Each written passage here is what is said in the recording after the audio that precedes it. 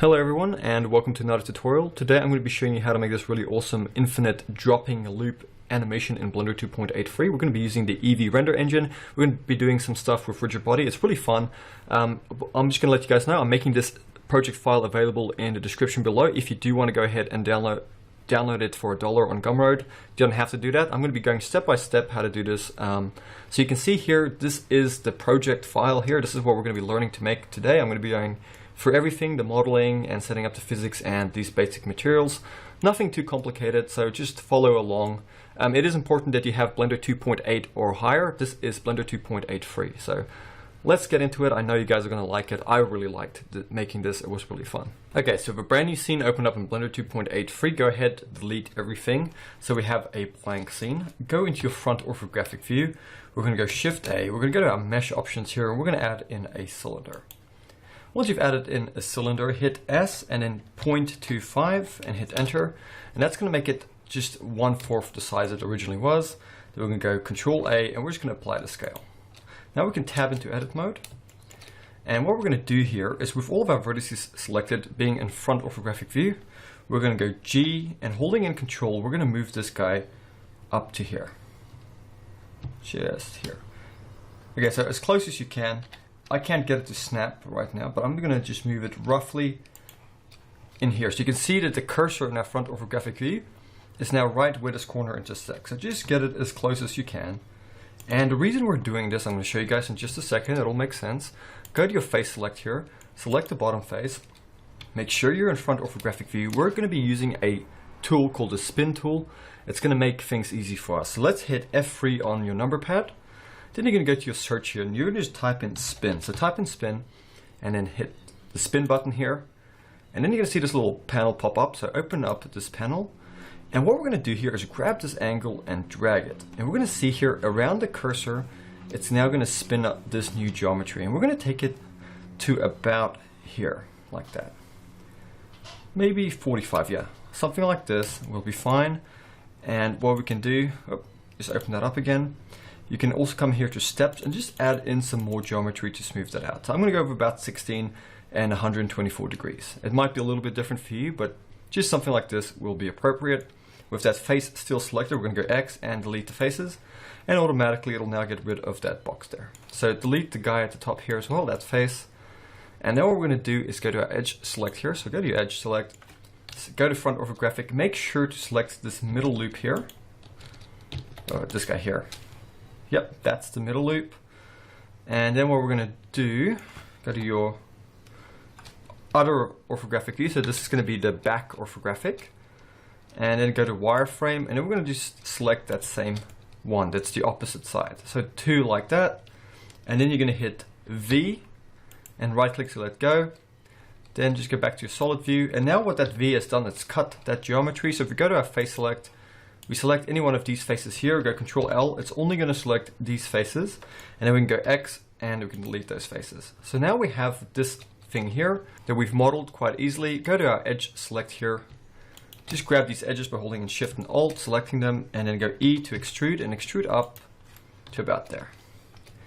And then just E extrude up one more time, just like that, so we can subdivide it. Now we can tab out of edit mode. We can go to our object, we're going to enable smooth shading, so go to smooth shading, and then what we're going to do is go G just to move it up to here, and then we're going to go to our modifiers tab, add modifier, and let's add in a subdivision surface modifier. It's going to smooth it out a bit, and then we're going to go ahead and add in a wireframe modifier, not a wireframe, sorry, a solidify. So to add in a solidify modifier. And then what we want to do is mess around with this thickness, but we don't want to bring it into the positive. We want to bring it into the negative. And the reason for that is because we actually want our ball, when it's rolling in here in our rigid body simulation, to interact with the actual geometry, because this solidify modifier is not actual geometry at the moment. It's just data. It's not any sort of physical geometry in our scene. So for that reason, do that. And you can go add and just add in a edge split, and that's going to make it nice and sharp. So I kind of really like this look. You can make it as thin or as thick as you want. Doesn't really matter. I'm just going to go with something like that. Now close all of these up a little bit just to make it look neater.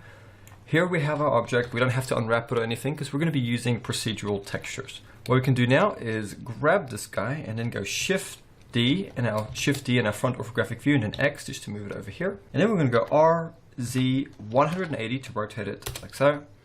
And we're going to bring it down to here. And we can adjust this a little bit later if we want to, but just something like that. Okay, we should have this now. So what's going to happen, our ball's going to come in here, roll down, jump up, and hopefully hit here, and roll down and jump out. And in our camera view, that's going to look like an infinite loop, because we can actually make it loop, and it'll look like it's just a new ball that keeps coming and coming. So it's going to look pretty cool. That's pretty much done for now. So let's go ahead, Shift A, we're going to add in a mesh object, and as you probably guessed, it's going to be a UV sphere.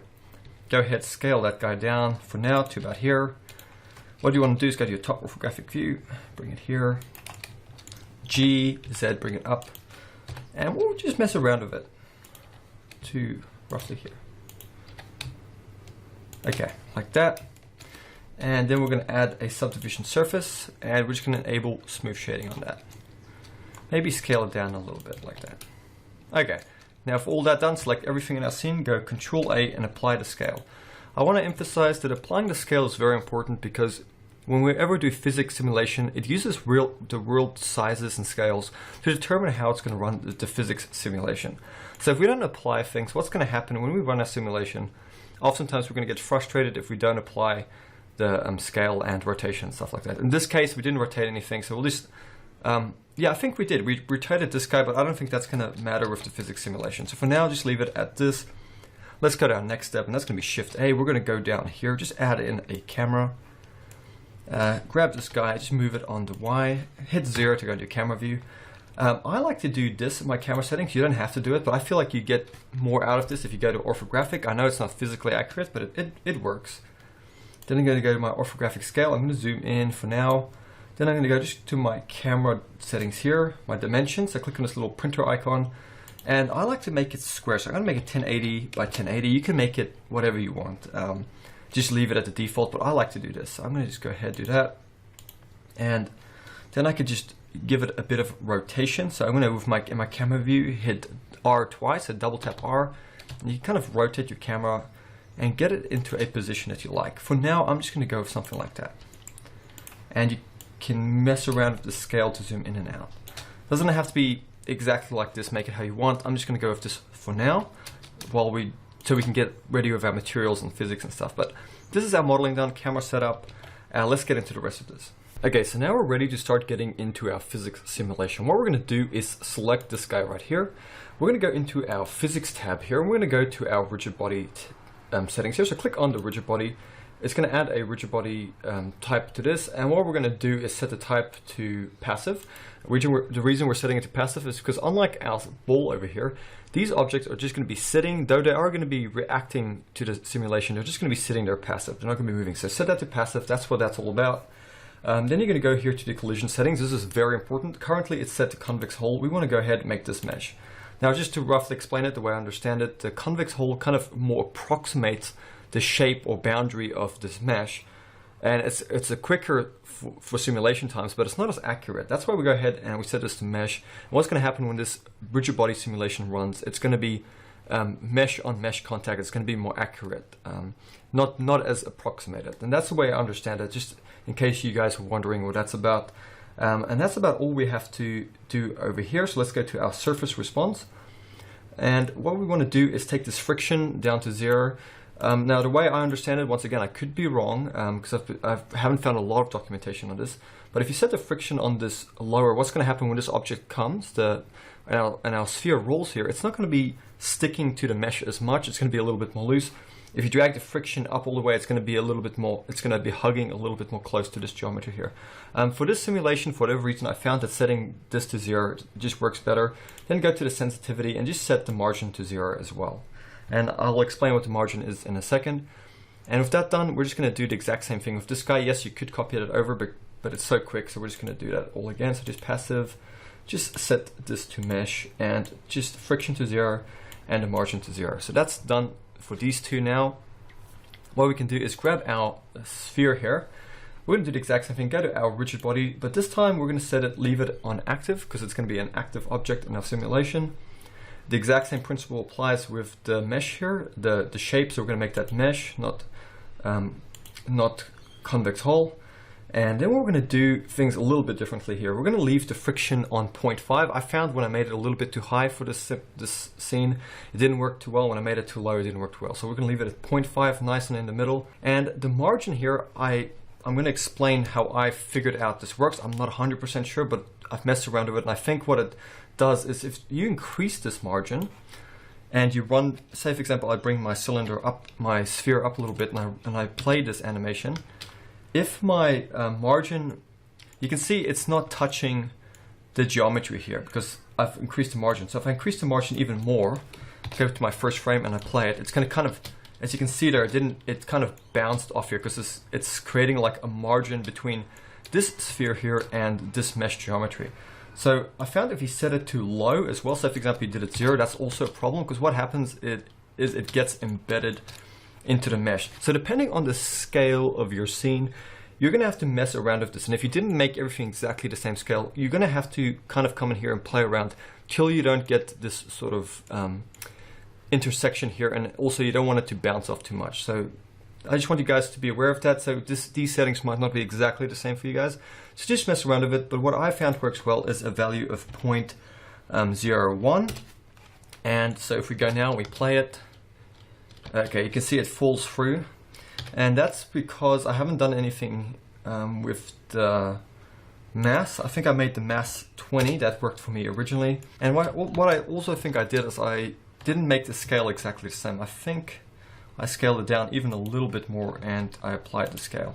So if I go ahead and just play that now, okay, it's a little bit better.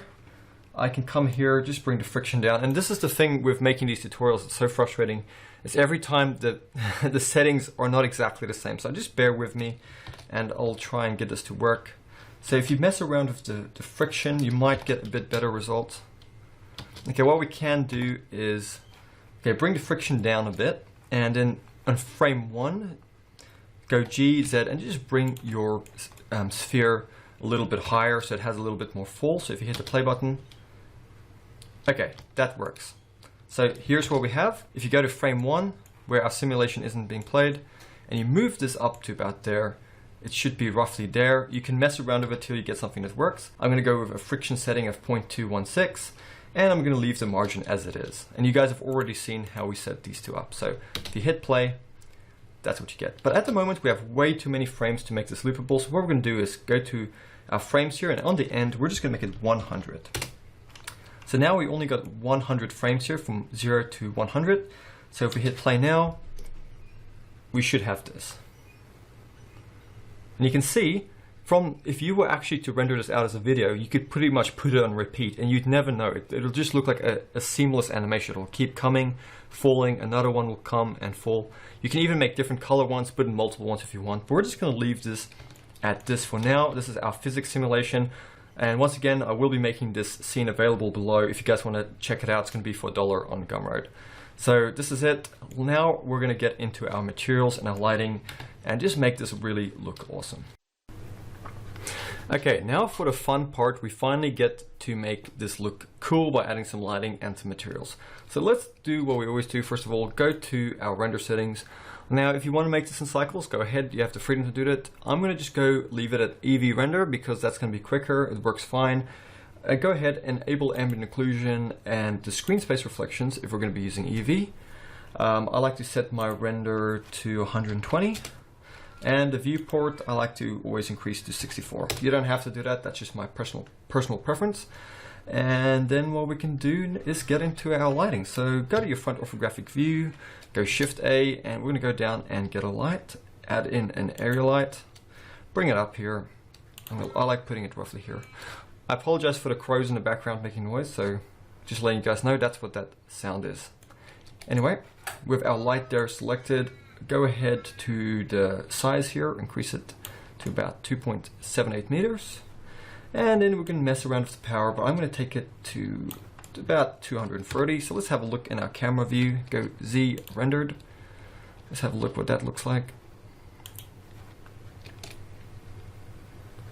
Okay, so this is what we have in our rendered view here. What I can do, I'll leave it at that strength for now. What I'll do is in my front view, go Shift D. Whoop, not for that guy. Undo that. grab the light here, go Shift D to duplicate the light, rotate it about 45 degrees, go to your top view, rotate it roughly 45 degrees as well. We're just doing a simple 3-point lighting setup. I'm going to make the strength on this 120 for this guy, and then just Shift D, bring it over here and rotate it.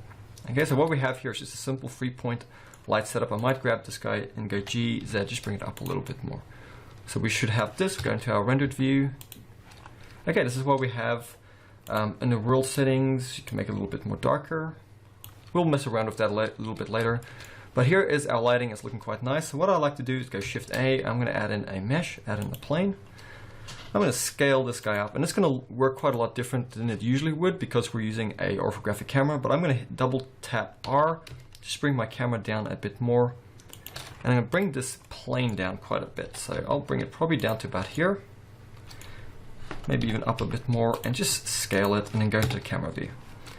And you should be able to scale it up enough to a point where you can't see anything else except the backdrop. So if I move my camera, bring it up to about here, you scale it back. Okay, I'm gonna go with that, just scale the plane up a little bit more. So this is what we have. If I just go to my material preview, maybe you'll see it a bit better. Okay, so we should have this scene right here, and I'm just gonna kind of keep it basic. Just make sure my camera is selected. And this is always one of those things that's it's so finicky when you do a tutorial because it's personal preference. We all like different angles, but I'm gonna go with this. You guys can make it what you want. Okay, so that works. So now we can get into our actual materials. Now that we have our scene. So I'm gonna grab one of these cylinders here, these tubes, whatever we wanna call them, slides. Go to the shading panel here and go to my camera view. Make sure we're in rendered. And then I'm gonna go new. I'm just gonna call this material slide. You can call it whatever you want. And it's pretty basic. We're just going to go Shift A, we're going to search and get ourselves a texture coordinate node, place it over here. We're going to go Shift A, we're going to search and just get ourselves a wave texture. You can use whatever wave texture you want. You can use whatever material you want. I'm just going to go with this. Grab an object, plug it into the vector. Maybe grab this guy here. And then I'm going to go Shift A again. I'm going to search and just get myself a color ramp node. You're going to take your color, plug it into the factor here, and then you take the color here and plug it into the base color. At the moment, you're not going to see too much, so we need to just drag these values in to tighten that up a little bit more. So I like to bring them nice and close like that. And you can come around and mess with the scale. I'm going to make it something like that. Okay, that works for me for now. And then make the colors what you want. I'm going to go with something that's nice and soft. Just palatable, maybe a greenish kind of color like that, not too saturated. Maybe make this like a blue. Yeah, it works. And then to kind of see this a bit better, I'm just going to grab my plane here, the floor, go new. I'm just going to call it floor, hit enter, and we're going to make this a color. I'm going to go with something like a green and make it light. Okay, let's go to the world settings. I'm just going to make my world a bit lighter. Go ahead, throw in a HDRI. I would actually recommend that. It'll really make this pop, but I'm lazy, so I'm just going to keep it really basic, and you guys can do what you want. So I'm going to grab this guy here, holding in Shift, select this guy, and then go Control L, and I'm just going to make him share the material. So now they both have that material. Now we're just going to grab this guy here and make it what you want. I'm just going to hit new. You could even just make it a solar color and make it glossy. In fact, that's what I'll do. Just a very basic color like that. So here it is. And also you can grab this guy here and just make it a bit more glossy. I think that just looks nice, having these nice reflections in there. And this is our final scene. So let's go ahead, play that in real time. There we go. And I'm going to show you guys how to render this out as an animation. So all you have to do is just pause this quickly, go to your layout, and then what you're going to do is go to your little printer icon here, click on it, and if you're happy with these render settings, just leave them as they are. But we have here 100 frames, that's correct, 24 frames a second, that's what we want. Over here under output, select this folder, go to your desktop or wherever you want to save the video out to, and just go accept. So I put it on my desktop here, and we're going to make the type, the file format an FFmpeg video. Go to your encoding. We're going to just go ahead and make this a MP4 right over here. And over here under output quality, we're just going to make it perceptually lossless. So now go ahead, save your scene, and all you have to do is go render, and then go render animation. It'll render this out to wherever you selected that little folder output there. So I hope you guys enjoyed this. Once again, this is available in the description below for $1 on Gumroad. That's an Australian dollar. If you guys want to check it out, you don't have to. I hope you enjoyed it. Subscribe, look at some other content. I'm going to be making heaps of stuff this year. I know you guys are going to like, so I'll see you later.